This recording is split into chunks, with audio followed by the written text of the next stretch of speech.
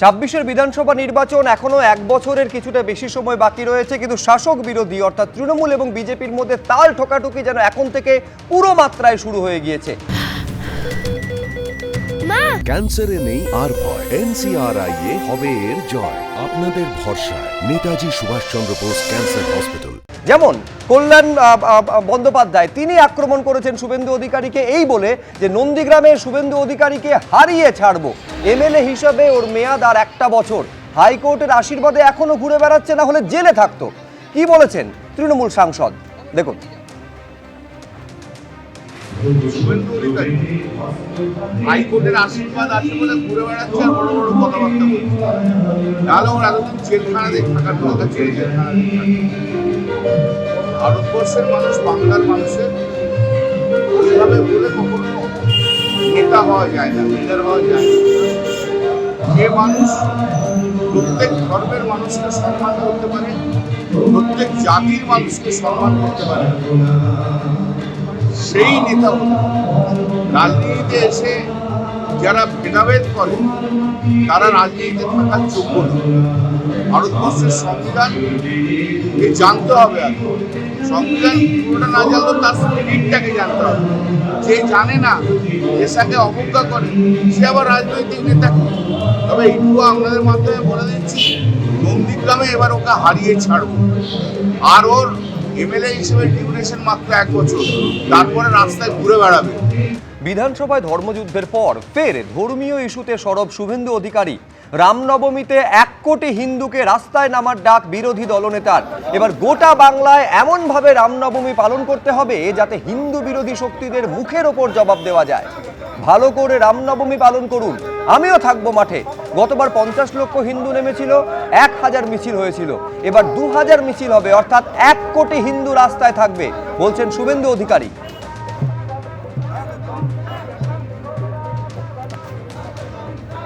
रामनवमी में इस बार पूरा बंगाल में रामनवमी का त्योहार इस तरह से मनाइए जैसे हिंदू विरोधी जो ताकत है, जो उसको मुंह तोड़ जवाब मिले। ভালো করে রামনবমী করবেন, আমিও থাকবো মাঠে। গতবারে 50 লাখ হিন্দু নেমেছিল, 1000 মিছিল হয়েছিল, এবারে 2000 মিছিল হবে, 1 কোটি হিন্দু রাস্তায় থাকবে। 1 কোটি হিন্দু, কোনো অনুমতি নেবেন না, no need any permission. Hindu তার তোহার মানাবে, আমাদের দায়িত্ব শান্তিপূর্ণ ভাবে করার। আপনি অন্যদের সামলান, বাকিটা আমরা বুঝে নেব। তারা উন্নয়নের রাজনীতি করেন, নজর ঘোরানোর জন্য এইসব করা হচ্ছে, দাবি তৃণমূলের রাজ্য সাধারণ সম্পাদক কুণাল ঘোষের। ভোটার লিস্টে স্ক্রুটিনি নিয়ে ব্যস্ত, যে বিজেপি যে ভয়ঙ্কর চক্রান্ত করেছে, ভুয়ো ভোটার ঢোকাচ্ছে। 2, আমাদের গুরুত্ব হচ্ছে রুটি কাপড়া ওর মাকানের। মমতা বন্দ্যোপাধ্যায়ের নেতৃত্বে সরকার যে বিপুল উন্নয়ন করেছে তার প্রচার। 2, কেন্দ্রের বিজেপি সরকার যেভাবে চক্রান্ত এবং ষড়যন্ত্র করছে, বঞ্চনা করছে বাংলাকে, তার বিরুদ্ধে প্রচার। এর থেকে নজর ঘোরাতে বিজেপি বা শুভেন্দু অধিকারীরা যে সমস্ত দিকে কথা বলছে, আমরা তার উত্তরটুকু দিতে চাই না। মানুষ ওদের বোঝেন, মানুষ বোঝেন অ্যাকচুয়ালি আমরা উন্নয়নের রাজনীতি করছি এবং কেন্দ্রের বঞ্চনার বিরুদ্ধে। সেটা থেকে নজর ঘোরাতে হার নিশ্চিত বুঝে যে বিকৃত কুৎসিত যারা প্রচার করতে চাচ্ছে, আমরা তাদের সেই প্ররোচনায় পা দেব না, একটি শব্দ বলবো না। আমরা উন্নয়নের পক্ষে। অর্থাৎ আরো বড় করে রামনবমী পালনের ডাক দিচ্ছেন বিরোধী দলনেতা শুভেন্দু অধিকারী। 1 কোটি হিন্দুকে রাস্তায় নামার আহ্বান জানাচ্ছেন তিনি। পাশাপাশি এটাও বলছেন যে কোনো অনুমতি তার জন্য নেওয়ার প্রয়োজন নেই। ফিরহাদ হাকিম তা নিয়ে কি বলছেন দেখুন। আমি তাদেরও বলি, ভগবান ওরা কি বলছে ওরা জানে না, ওদের ক্ষমা করে দাও। যারা রাজনৈতিক খারাপ কথা বলে তাদেরও বলবো, মানুষ হিসেবে থাকুন। খারাপ কথা দিয়ে মানুষের মন জেতা যায় না, ভালো ভালো ভালো কথা বলে মানুষের মন জেতা যায়। রাজনীতি হলো মানুষের সেবার ব্রত নিয়ে করতে হয়।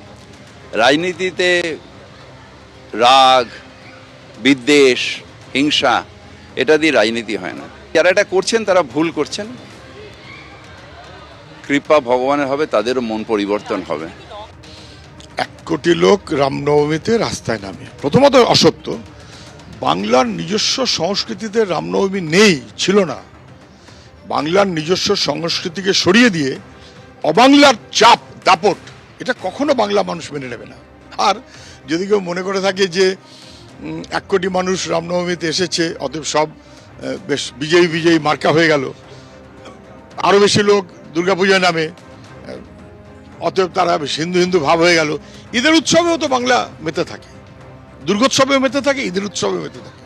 এগুলো বোগাস কথা। এবার কবে কোন দিন বলে দেবে দোলে কত লোক গায়ে রং লাগিয়েছে, সব বুঝি হিন্দু আর সব বুঝি বিজেপি, মূর্খের স্বর্গে বাস করছে।